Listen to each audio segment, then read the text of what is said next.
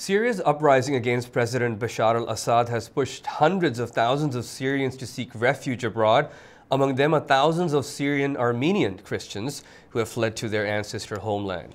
VOA correspondent James Brooke has covered this story from Armenia and talked with On Assignment's Philip Alexio about some young people who left Syria for a field trip and never returned. Let's begin with a clip from Jim's report.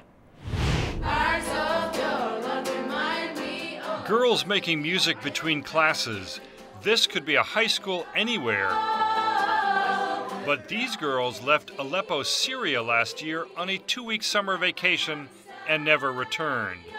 They became part of the 6,000 ethnic Armenians who have escaped Syria's civil war for the safety of their ancestral homeland. Now, had this been the first time that some of these kids had a chance to go back to their homeland? Their ancestral homeland? Well, some of them had, and actually the Armenians are very grateful to the Syrians, because if you go back 100 years to the Ottoman Turk genocide against the Armenians, the Ottomans not only slaughtered hundreds of thousands of Armenians inside Turkey, but they drove hundreds of thousands of more down to the Syrian desert.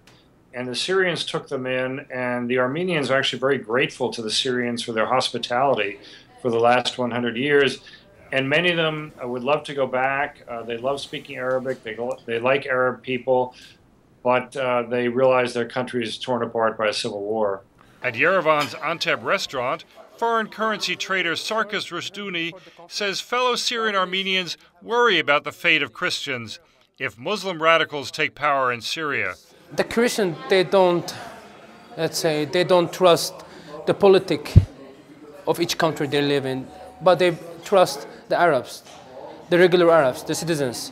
They don't feel stable. The countries they're living in the Middle East, it's not stable. What is it like for you personally to cover a story like this, where you're following a people who are always, so to speak, on the run all the time? They're never settled. Well, it was kind of tragic, because we're now in the era of Facebook and the Skype and the internet. And many of these young kids, teenagers, are in touch with their friends, their girlfriends, their boyfriends back in Syria, because only maybe 20% of them actually left. They keep up with friends in Syria by Skype and Facebook. 15-year-old Maria Vartanyan. I can't talk with them, because when I talk with them, I will cry. I can't. 17-year-old Garen Baklian says his friends from Aleppo have scattered. A couple of my friends are in my class here in Armenia at this school, and a couple of them went to Canada.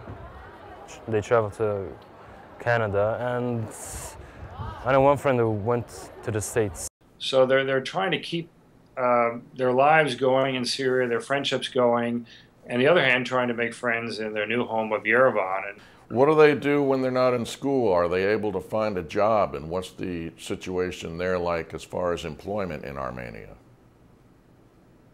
Philip, good question. Armenia is small. It's only 3 million people. It's landlocked.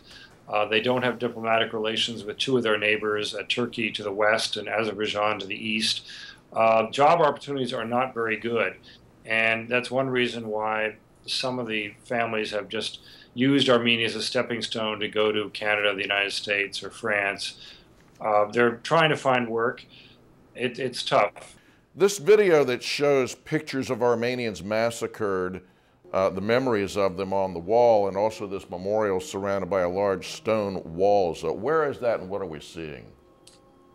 That is on a hill overlooking Yerevan, and that is the #1 site for visiting VIPs. It's the genocide memorial to what happened basically a century ago, 1914, 1916, when the Ottoman Turks turned on the Armenians who lived in Western Turkey for centuries and killed 2/3 of them, and the rest were basically chased out of Turkey. It's very moving, and it's a central memory for all Armenians. And when I was in Beirut, I remember interviewing an ethnic Armenian Syrian, and he said, "I am here because my grandfather move too fast for the Turks. And we know what happened to our grandparents and great-grandparents, and we're not going to let it happen. We're going to move fast again. And he said, look around my living room. My wife's here. My 3 children are here. We have nothing, but we are alive. And that is a defining characteristic for the Armenian mentality, to not let it happen again, not let the ethnic slaughter happen again. So they tend to move fast. Jim Brooke, VOA's Moscow correspondent, talking with On Assignment's Philip Alexio.